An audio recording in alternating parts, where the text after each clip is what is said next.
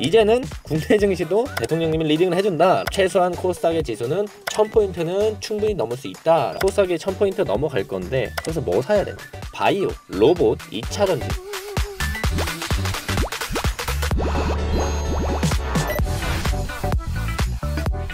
안녕하세요, 박태욱입니다.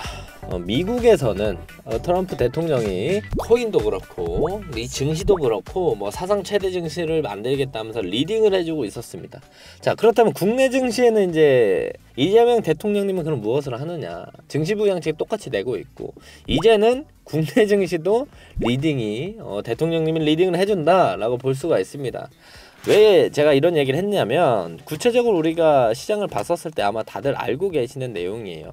지금 보시면은 코스닥 붐업 시동을 건다라는 내용들이 나왔죠. 해당 내용들이 나오면서 뭐 전체적으로 이제 개인들은 소득공제 강화를 해준다. 그리고 연기금에는 거래세를 내려서 투자를 좀 유도한다는 내용들이 나왔었습니다. 그리고 뭐 비중도 키워준다라는 내용들이 나왔었는데 해당 내용들이 나오면서 사실상 코스닥에 돈이 들어오기 시작한 게 저번 주 금요일부터였어요. 원래는 이제 12월 4일 날 코스닥 붐업 관련돼서 정책을 이야기한다라고 얘기를 했었었는데 그 내용들이 좀 지연이 됐습니다. 같이 확인해 보면은 뭐 천싹 향해 갈까, 정책 훈풍에 수급 변화가 뚜렷해졌다라는 요런 내용들이 나오면서 근데 이 코스닥 살리기 정책이 12월 중순으로 미뤄졌다고 합니다. 사실 그래도 올해 안에 발표를 한다라고 하니까 요 모멘텀이 잠깐 죽을 수 있을지언정 코스닥 자체는 쭉 올라가는 모습들을 보여주지 않을까 생각을 합니다. 자, 그렇다면 코스닥이 어디까지 갈 수 있을까? 뭐 저도 그 끝까지 꼭지는 어딘지 모르겠지만요. 최소한 코스닥의 지수는 1000포인트는 충분히 넘을 수 있다라고 판단을 하고 있습니다.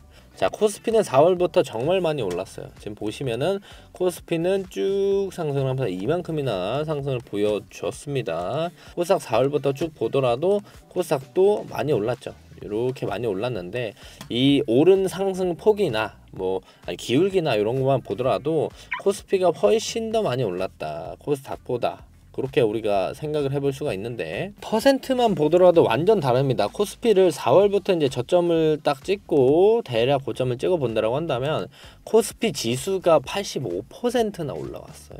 2200포인트에서 4200포인트까지 85%나 상승을 보여줬는데 코스닥을 본다면 똑같이 오르긴 올랐지만 4월 저점부터 이번 고점까지 찍어봤었을 때 46%밖에 상승이 나오지 않았다라는 거죠.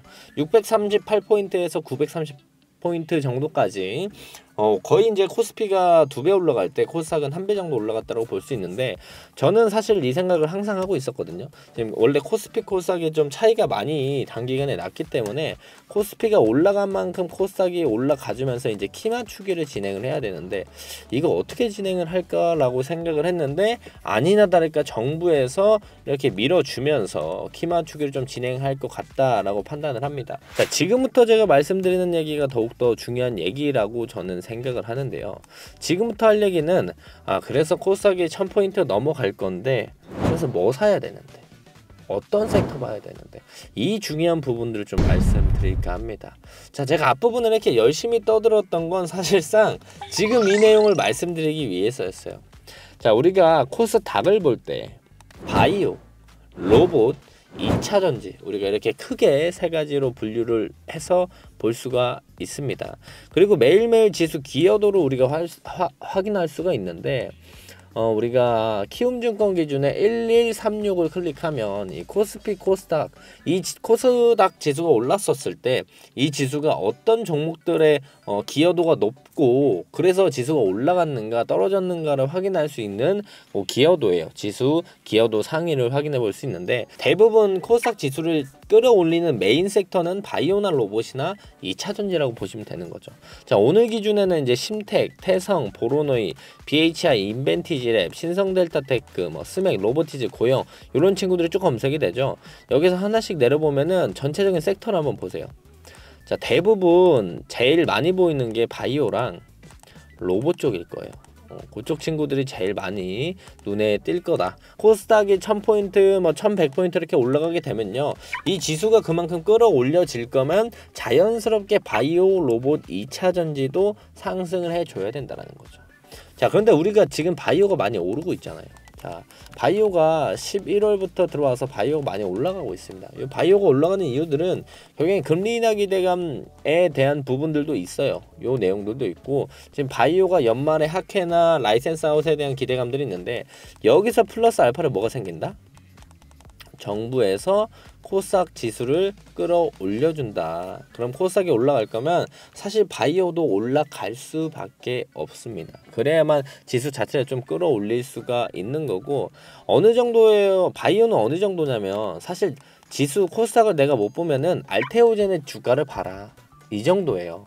그러면 그만큼 알테오젠의 이제 영향력이 코스닥의 상방과 하방을 좌우할 정도로 그런 모습들을 보여주는데, 그래서 바이오가 매우 중요하다고 판단을 하고 있고요.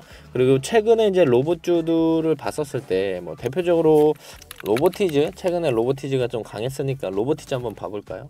최근에 로봇주들을 우리가 확인해 보게 된다라고 한다면, 로봇주가 지금까지 정말 많이 올라왔습니다. 많이 올라오면서 지수도 많이 올라왔죠. 그리고 지수가 조정받으면서 로봇주도 전체적으로 조정을 받았는데, 다시 한번 이제 로봇주가 올라오면서 지수가 끌어올려지고 있어요. 이건 로보티즈가 뿐만 아니라 뭐 우리가 잘 알고 있는 레인보우 로보틱스 이런 친구들도 마찬가지입니다. 이런 친구들도 마찬가지 모습들을 보여주고 있기 때문에, 지수가 코스닥에 올라갈 거면 바이오가 올라가야 되고 로봇이 올라가야 된다 라는 게 기정사실이고, 저는 로봇이 올라가면 또 2차전지도 가야 된다 판단하거든요. 사실 우리가 코로나 때 이후로 지금 코스닥 시장이 이만큼 끌어올려진 것 중에 하나가 또 2차전지예요. 2차전지가 그만큼 강하게 치고 올라와 줘야만 코스닥 지수도 강하게 치고 올라올 수 있다. 근데 희한하게 또 이게 로봇이랑 연결이 됩니다. 지금 로봇이 강한 이유가 뭐예요? 2026년부터 휴머노이드 로봇을 양산한다라는 내용들이 계속 나오고 있습니다. 자, 결국엔 휴머노이드 로봇을 만들었을 때 얘네가 우리가 예전에 썼던 청소기처럼 콘센트에 선 꼽은 다음에 끌고 다니는 청소기 지금 안 쓰잖아요. 휴머노이드 양산이 2026년부터 정말 대규모로 진행이 됐었을 때 얘네가 우리가 휴대폰 리모컨처럼 건전지로 쓸 거냐? 그것도 아니라는 거죠. 얘네도 배터리가 엄청나게 큰 배터리가 필요한데, 그걸 이제 2차전지 섹터에서 매출이 같이 올라갈 수밖에 없는 그런 구조가 형성이 될 거다. 그래서 지금 시장은 바이오와 로봇이 강하고, 코스닥이 끌어올려졌었을 때 로봇과 바이오가 지금 강세를 보일 거지만, 후속 주자로 올라올 섹터는 또 2차전지도 있다라고 우리가 생각을 해볼 수가 있습니다. 자, 그래서 이 세 가지 섹터 중에 종목을 하나씩만 섹터별로 뽑아보면, 저는 로봇에서는 레인보우 로보틱스를 뽑을 수 있을 것 같아요. 레인보우 로보틱스를 로봇주에서는 시총도 좀 탄탄하고, 그리고 이제 외인한 기관의 수급들도 충분히 받쳐주고 들어올 수 있는 그런 기업이라고 생각을 하고 있고, 2차전지는 좀 여러 가지가 있는데, 대표적으로는 사실 에코프로를 얘기할 수밖에 없겠죠. 에코프로 얘기할 수밖에 없다. 그래서 기관이랑 외인들의 수급들과 좀 탄탄하게 받아줄 수 있는 친구로 따졌었을 때는 에코프로가 될 가능성이 높다. 에코프로가 그 수급들을 좀 받아줄 수 있는 영향력이 있다라고 생각을 하고요. 바이오는 이제 코스닥에 있는 종목들이 워낙 많기 때문에 볼 수 있는 종목들이 많이 있지만, 그래도 대장을 뽑으라면 역시나 아직까지는 알테오젠일 수밖에 없다. 결국에 코스닥 지수가 올라갈 거면 알테오젠의 주가도 같이 올라갈 수밖에 없는 게 좀 사실화가 되어 있다라고 볼 수 있겠고, 리가캠이랑 이제 ABL 바이오가 좀 축이 돼가지고 상승을 이끌어주지 않을까 그렇게 생각을 합니다. 물론 뭐 그 안에 비만 치료제 친구들도 같이 올라가는 모멘텀을 만들어 줄 거지만, 많이 올라간 친구들은 많이 올라갔어요. 벌써 올라갔고, 지금 중소형주들 중에서 최소한 이제 뭐 시총 3천억 이하는 좀 제외하고 뭐 5천억 이상은 좀 돼야 그래도 어느 정도 기관과 외인들이 좀 수급들이 들어오고 수급들을 좀 받쳐주는 그런 종목들이 되지 않을까 생각을 합니다.